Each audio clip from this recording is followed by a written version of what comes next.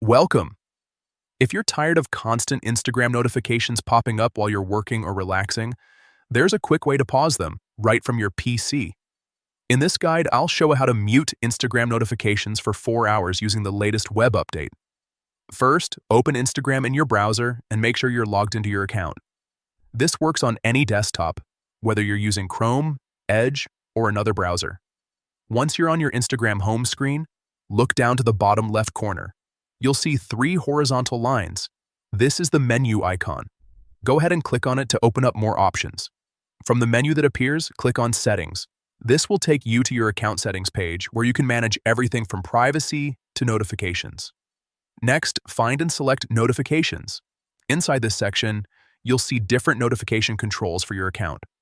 Look for the option labeled Push Notifications and click on it. Now here's the key step. At the top of the push notifications section, you'll see an option called Pause All. Turn this option on, and Instagram will give you a few time choices. Select 4 hours from the list. As soon as you do that, all your notifications will be muted for the next 4 hours.